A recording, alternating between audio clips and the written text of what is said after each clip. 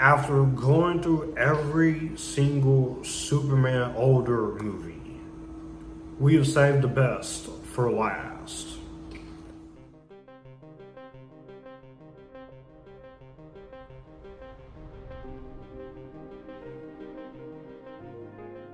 What is up, everyone? Welcome back to the channel, Epictastic Joshua. If you guys are new here, be sure to hit the subscribe button and notification bells to get notified.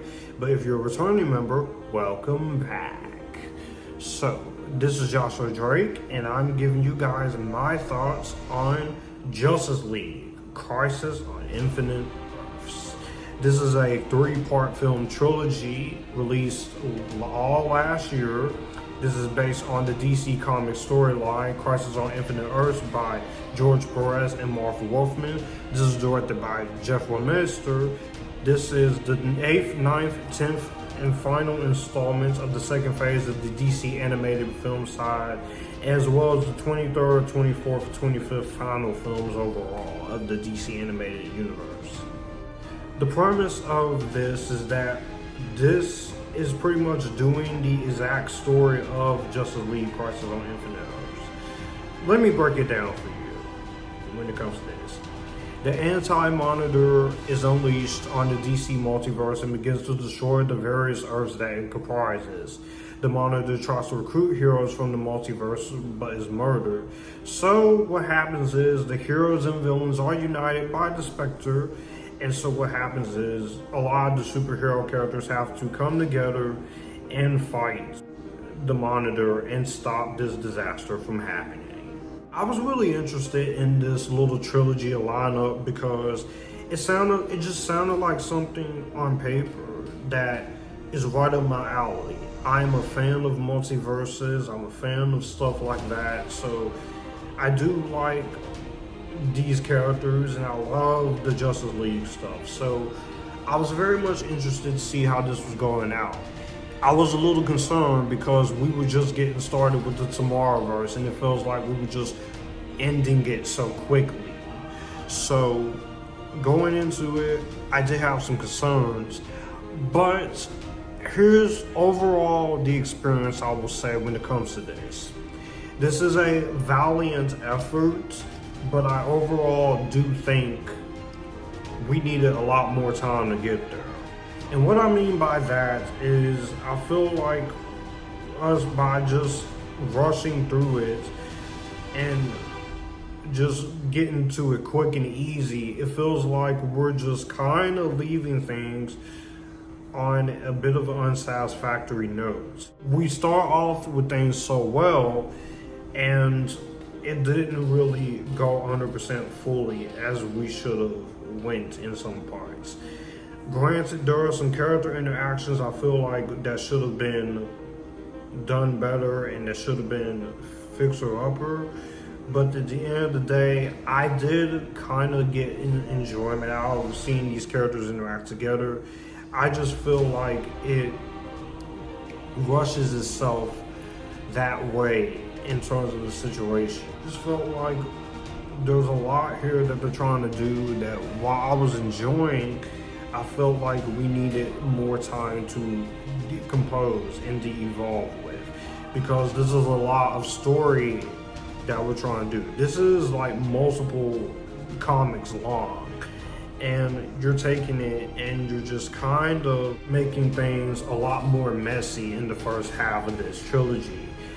But the second and third half is where I really start to like it a lot, but it also just felt like those parts were being very rushed too. I can't really describe to you what it really feels like here, but it's like you start off things interesting and there's a lot here that just really doesn't go anywhere.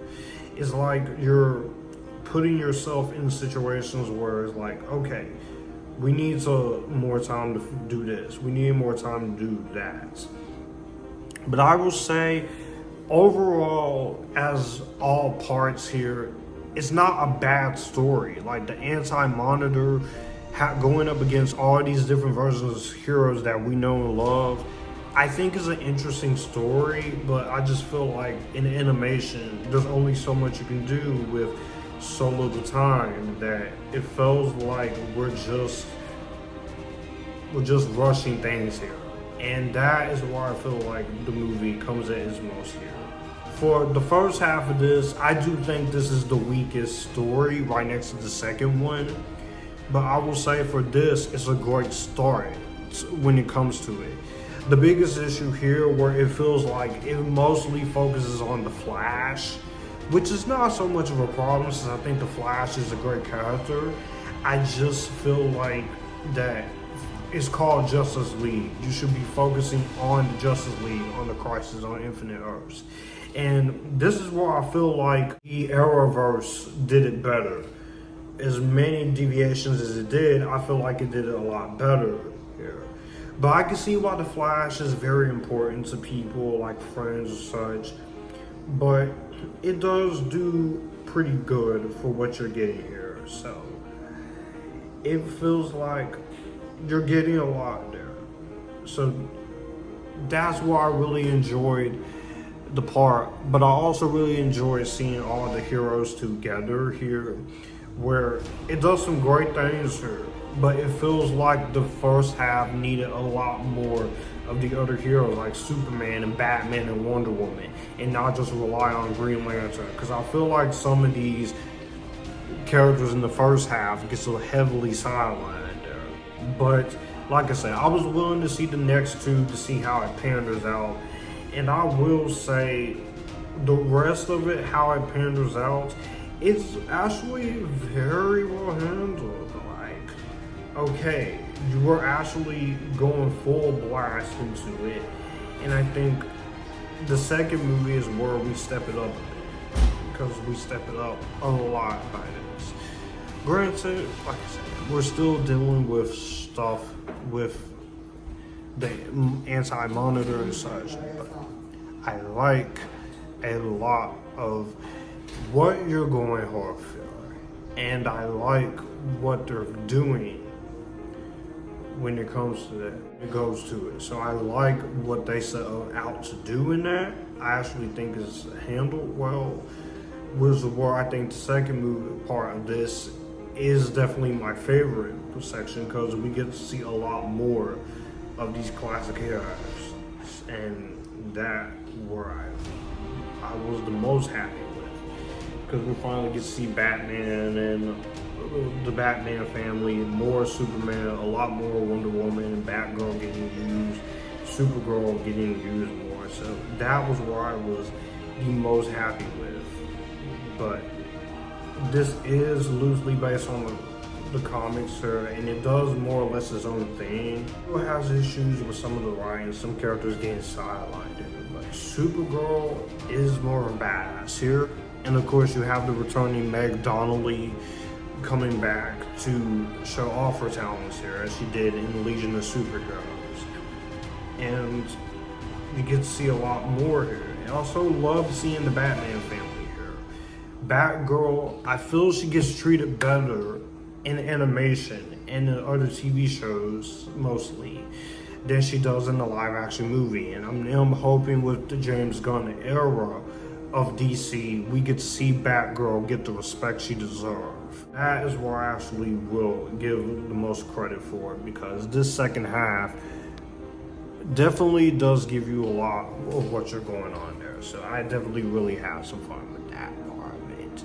Superman and the other characters, when they get to be badasses, they get to be cool. The third half is where I feel like this is where it gets the most rushed, because it's like everything is coming to a head, but it also feels like we're just rushing past because this is the finish line. And there's a lot of decisions in here where I feel like definitely should have been written a lot more and should have been fixed a lot more. So that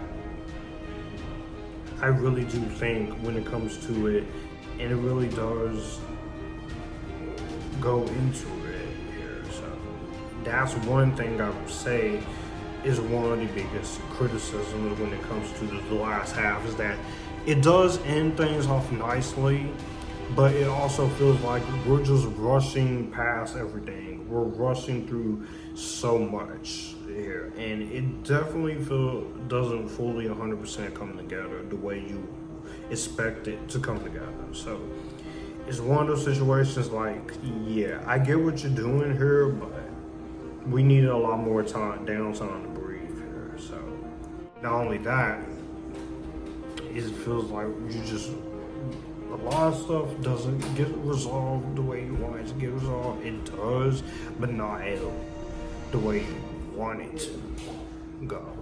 When it comes to that, I think overall it's fine. But as an overall trilogy, I do think the writing is the biggest struggle and the pacing. Granted, you don't have 2.5 hours to tell each part, but you could have just had a little 15 minutes here in one part, 20 minutes here in the other part, and at least 15 minutes in the third part to fully, and also do a lot better in some of the writing to make it fully come together. But like I said, it's not awful. This is not a horrible adaptation. It's just not the adaptation of Crisis on Infinite Earths that you want to see. And I think that's the biggest struggle, and that's the biggest condiment when it comes to this. Rewatching this for the reviews series, because I did watch these before, but I wanted to watch all three of them together to line up to see how this would play out. And looking at the whole thing, a valiant effort, but it feels highly rushed there. But the animation looks nice, I'll say that. I love the animation. I think the action, for what you get, it is great. It's good action. You're definitely getting what you're coming for. The voice acting, I think, is very good. You have Darren Criss as Superman, all different Supermans. Jensen Ackles as Batman. Steiner Caddick definitely has grown on me with Wonder Woman, because when I first heard her as Wonder Woman, I just didn't really like her that much. She's not a bad actress, and I do admire her, but it just didn't feel like Wonder Woman. But she does get better as playing Wonder Woman as it goes along, and this definitely shows here. Matt Bomer as the Flash, he's entertaining. Jimmy Simpson as Green Arrow, Zachary Quinto as Lex, Jonathan Adams as Monitor, Ika Mahdi as Martian Manhunter, and all those characters. Jeffrey Arend as Hawkman, Zach Calderson as Robin, Alexandra Daddario is awesome as Lois Lane. I love McDonnell as Supergirl. I can't praise her enough. Matt Lanter is Ted Kord, Blue Beetle, Ultraman, Alistair Duncan, Aldous Hodge as Green Lantern, Cynthia Hamidi as Darstar, Liam McIntyre as Aquaman, Hal Jordan, Batgirl, Gideon Allen, Troy Baker, Jennifer Hill, Matt Ryan as John Constantine, Blind Blue. This is also the last appearances of course, Mr. Kevin Conroy, as he's now passed away as Batman, and Mark Hamill as Joker, Ashley Birch, Mark Hamill, and also Katie Sackhoff is nice as Poison Ivy. You also get other cameos like Dove and Hawk, Negative Woman, Star Sapphire, Satana, Peacemaker, The Atom. So many different characters I can name as far as DC. Filmmaking is good, and I admire the animation. Even though some parts can be a little choppy, I do like the animation overall when it comes to that. So that's something I'll give credit to. And the action here, when you get the action, is there. I also like the score, and I also like the editing for the most part.